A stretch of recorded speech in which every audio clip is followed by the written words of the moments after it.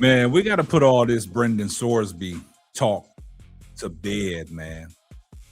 We all know Brendan Sorsby been in the news lately, man. And now recently, he has parted ways with Texas Tech, Red Raiders, and now he's entering his name in the supplemental draft.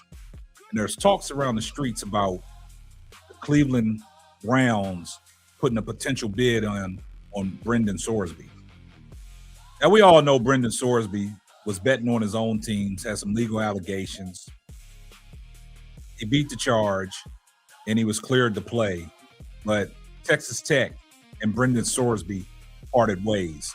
Now there's this notion of the Cleveland media, anybody but Shador, looking at 2027 as potentially drafting Brendan Sorsby to be the future quarterback of the Cleveland Browns.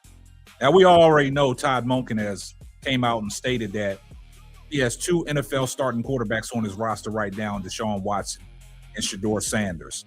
And this notion about Brendan Sorsby is kind of asinine because if you look at their collegiate stats, Shador, 353 for 447 yards, 74% completion percentage, one of the highest in NCAA history.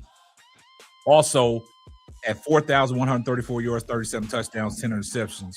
And look at Brendan Sorsby. 207 for 336, 61% completion percentage, 2,800 yards, 27 touchdowns, and 5 interceptions. But they say this is the replacement of Shador Sanders for the Cleveland Browns.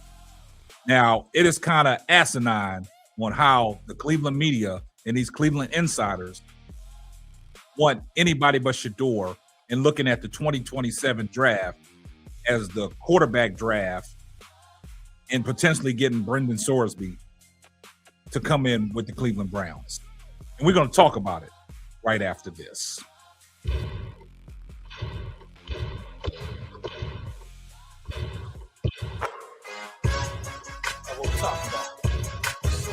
What's up, K-Sap? James Ford, that's me. Let me talk to him, that's me. I'm simply ball dropping, simply ball dropping. Chopping up these topics, man, I'm simply ball dropping. Driving coast to coast, making moves, ain't stopping. Driving coast to coast, making moves, ain't stopping. Hey, let me put you on game. These other podcasts out here talking that shit, but ain't repping the same. It's my bro K-Sap, chopping up topics for your optics. From politics to your cockpits. Tune in, you gotta watch this. Exclusive material for your radio, stereo, pumping high definition. Stop what you doing and listen. We smashing all competition. You better jump on this wave. Somebody pass me a mic, man, I got something to say. And now, your host of the Simply Ball Dropping Podcast, the man behind the mic, K-Sap.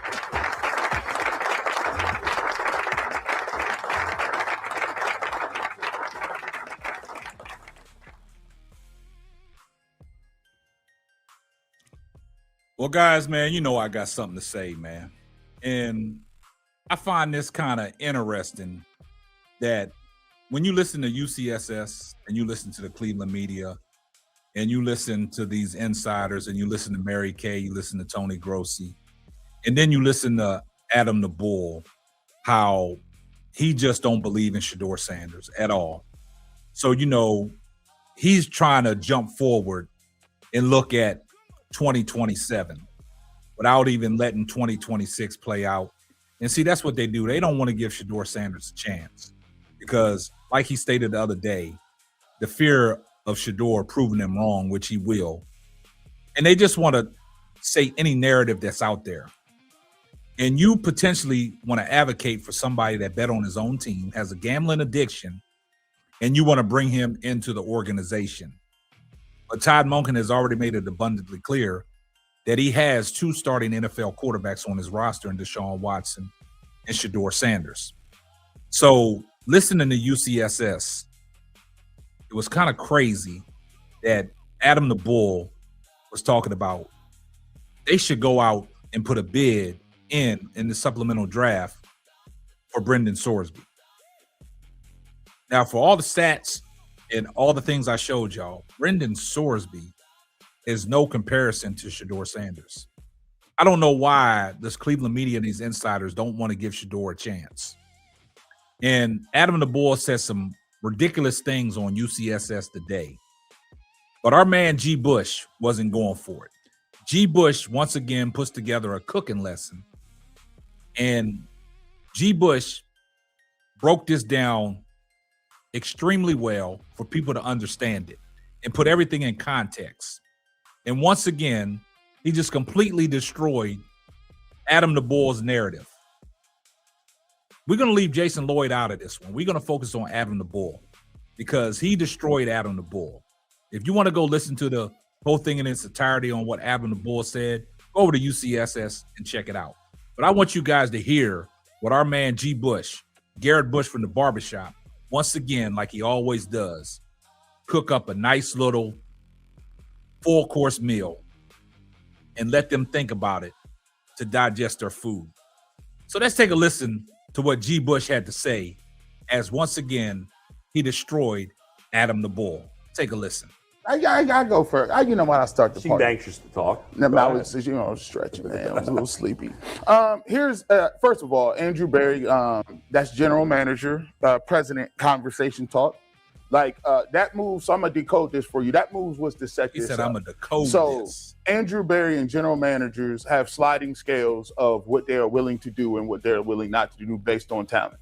So if you come to me and ask me about a player who's been in trouble, but I don't necessarily think that I'm going to go after him, I can't come out and be so definitive as if I'm going to eliminate all players who have bad things off their list, because when you do that, what happens? People are going to say, well, why are you going to take this guy and you took, you took this other guy who did X, Y, and Z. Mm-hmm. So he has to say, okay, well, listen, we'll do our due diligence. We'll check it out. We'll make a decision.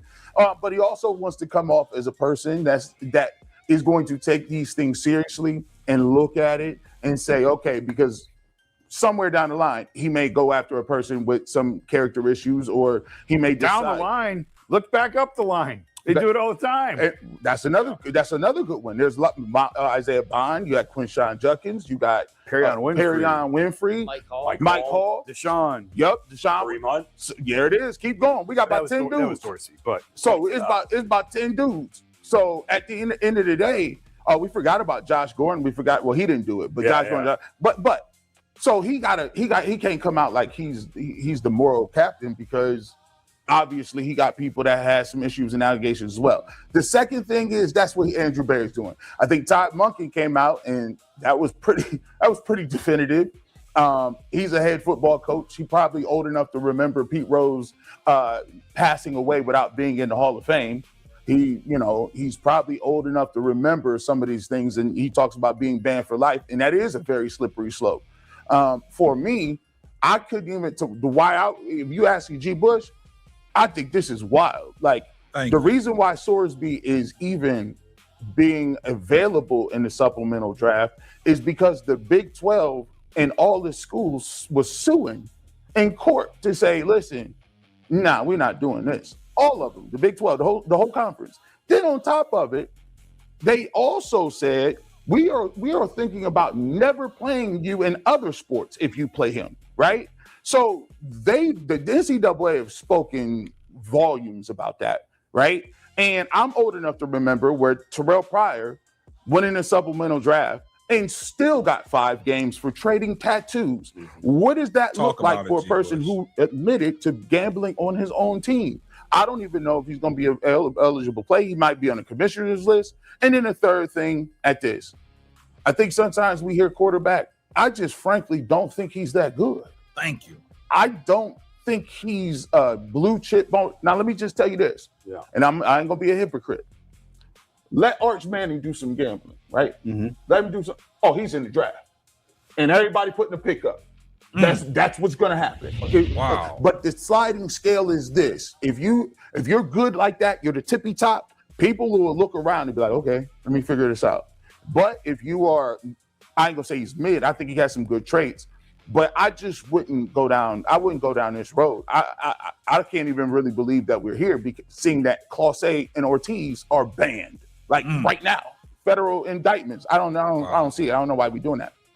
Jason, I want Man, now you heard exactly what GBush had to say. Once again, GBush, man, he just cooked, man. GBush, just let it be known, man, that I'm not going down this rabbit hole, man.